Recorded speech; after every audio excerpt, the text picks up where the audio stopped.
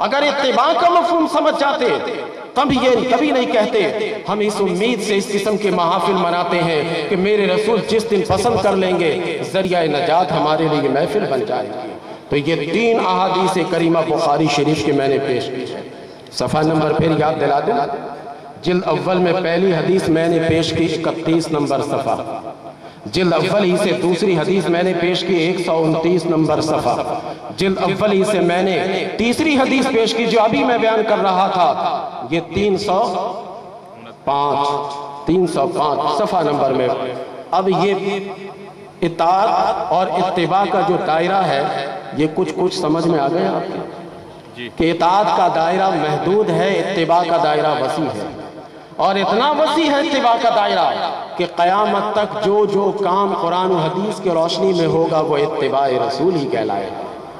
اتنا اس کا دائرہ وسیع ہے، اس لیے اٹھا کر فوراً نہ کہہ دیا کرے کہ تم یہ کام کرتے ہو یہ بدعت ہے، سمجھنے کی کوشش کریں۔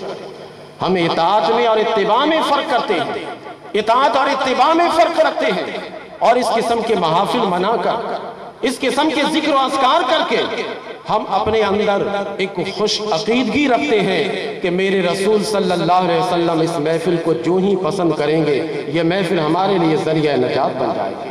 اپنی زندگی میں جتنے بھی محافل کریں گے وہ ذریعہ نجات ہمارے لیے بن جائے گی۔ اب یہ پہلے فرق کے بعد اب دوسرے فرق کی طرف آئیے، میں 3 کے فگر پر چلوں گا۔ دوسرا فرق اطاعت اور اتباع میں یہ ہے کہ اطاعت فرائض اور واجبات میں کی جاتی ہے، اور اتباع فرائض میں بھی، واجبات میں بھی، اور اس سے ہٹ کر مستحبات میں بھی کرتے ہیں۔ اطاعت فرائض اور واجبات میں ہے، اور اتباع فرائض و واجبات کے ساتھ ساتھ مستحبات میں بھی ہے، یعنی جو کام ضروری نہیں وہ کام میں بھی اتباع۔ اب آئیے ذرا اس پر بھی میں 3 حدیث پیش کرتا ہوں، میں آج 3 کا فگر ہی آپ کو بتاتا ہوں، 3 احادیث کریمہ پیش کرتا ہوں۔ مسلم شریف کی طرف آئیے، آپ کہیے گا بخاری بہت سناتے ہیں، ان کو باقی کتابوں کے حدیث نہیں آتی۔ آئیے آج ذرا مسلم شریف کی طرف چلتے ہیں تاکہ مسلم شریف کی بھی کچھ حدیثیں آپ کو یاد ہو جانی چاہیے۔ مسلم شریف جلد اول صفحہ نمبر 66 پر یہ حدیث موجود ہے۔ یہ یاد رکھیے گا کہ جب بھی میں کتابوں کے حوالے دیتا ہوں تو اس سے مراد وہ کتاب ہے جو درسی کتاب ہے، جو درس میں بیٹھ کر پڑھاتے ہیں، ورنہ خدا نہ خواستہ کوئی شخص جا کر صبح مسلم شریف اردو ترجمہ لائے اور لا کر آپ کو ہمارے بتائے ہوئے صفحہ نمبر کھول کے دکھائے، دیکھا شیخی صاحب نے رات میں غلط حوالے دیے تھے، ایسا نہیں۔ درسی کتاب کی بات نہیں کرتا ہوں، جو سبق پڑھاتے ہیں دینی مدارس میں جس صفحہ پر، اس صفحہ کی بات ہے۔ 66 نمبر صفحہ مسلم شریف جلد اول میں یہ حدیث ہے کہ حضرت ابو ذر غفاری رضی اللہ تعالی عنہ کہتے کہ میں سرکار کی بارگاہ میں پہنچا۔ میں جب وہاں پہنچا تو کیا دیکھتا ہوں کہ سرکار سفید رنگ کے لباس زیب تن فرمائے سو رہے ہیں۔ میں واپس آ گیا، تھوڑی دیر کے بعد پھر پہنچا، سرکار بیدار ہو چکے تھے۔ میں نبی کریم علیہ السلام کی خدمت میں پہنچا، سرکار نے پوچھا کہ اے ابو ذر کیسے آنا ہوا؟ کہا آقا اس سے پہلے بھی میں آیا تھا لیکن آپ آرام کر رہے تھے۔ نبی کریم علیہ السلام نے فرمایا کہ اے ابو ذر بیٹھ جاؤ۔ بیٹھ گئے۔ میرے آقا نے فرمایا کہ اے ابو ذر جس کے دل میں لا الہ الا اللہ ہو وہ جنت میں داخل ہوگا۔ حضرت ابو ذر غفاری رضی اللہ تعالیٰ عنہ کو بڑا تعجب ہوا۔ وَإِن زَنَا وَإِن سَرَقَ، آقا اگر وہ بندہ زنا چوری کرے تب بھی جنت میں جائے گا؟ سرکار نے سن کر فرمایا وَإِن زَنَا وَإِن سَرَقَ، 3 دفعہ آپ نے تکرار کی۔ چوتھی دفعہ سرکار نے فرمایا عَلَىٰ رَغْمِ أَنْفِ أَبِي ذَرٍ، سرکار نے یہ جملہ ارشاد فرمایا، اس کا معنی ہے کہ اے ابو ذر تمہارے ناک خاک آلود ہو۔ یعنی کلام عرب میں جب کوئی غصہ ہوتا تھا تو یہ جملہ کہتا تھا، اور کلام عرب ہی میں اسی غصہ کے الفاظ کو جب کوئی کسی پر شفقت اور پیار کرتا تھا تو کہتا تھا۔ دونوں جہتیں تھیں کلام عربی، کیونکہ سرکار حضرت ابو ذر غفاری پر ناراض نہیں ہو رہے تھے بلکہ تعجب کرنے پر حضور خوشی کا اظہار کر رہے ہیں۔ کیا بات ہے، تم تعجب پہ تعجب کر رہے ہو؟ نبی کریم علیہ السلام نے یہ جملہ ارشاد فرمایا علی رغم انف ابی ذر، اے ابو ذر تمہارے ناک خاک آلود ہو جائیں۔ حضرت ابو ذر غفاری رضی اللہ تعالیٰ عنہ اب خاموش ہو گئے۔ 3 دفعہ آپ نے یہی سوال کیا تھا، 4تھے دفعہ میں خاموش ہو گئے۔ میں یہاں پر اصل مدعا بتانے سے پہلے ایک بات اور ضمناً آپ کے گوش گزار کرتا ہوں۔ اس حدیث شریف میں ہے کہ لا الہ الا اللہ جو کہہ لے، جس کے دل میں بھی ہو، جنت میں داخل ہوگا۔ محمد الرسول اللہ کا ذکر نہیں ہے۔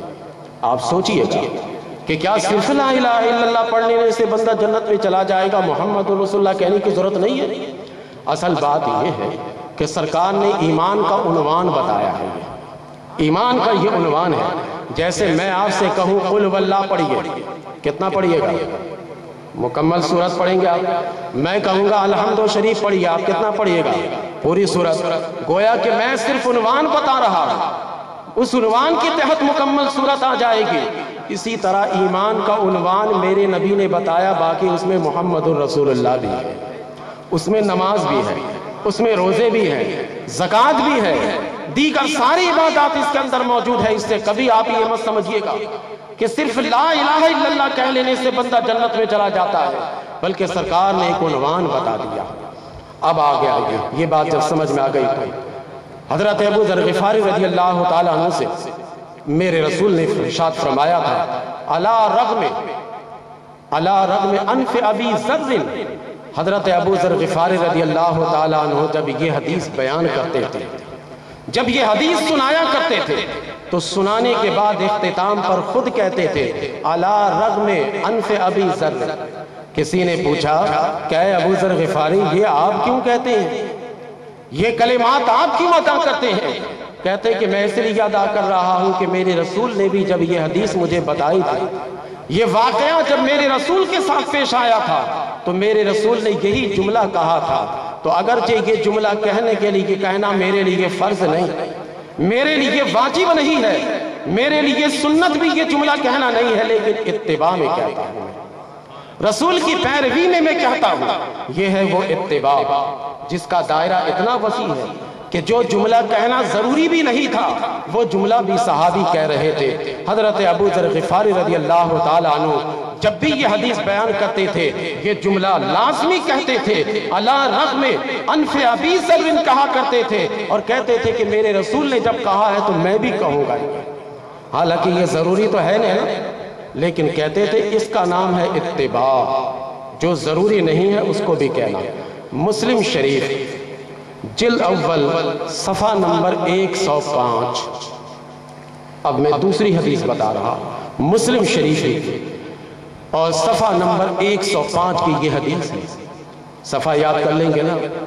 یہ ساری احادیث جو میں حوالے دے رہا ہوں بالکل آپ کتابیں کھول کر دیکھ لیجئے گا، وہ ساری حدیثیں آپ کو ملیں گی۔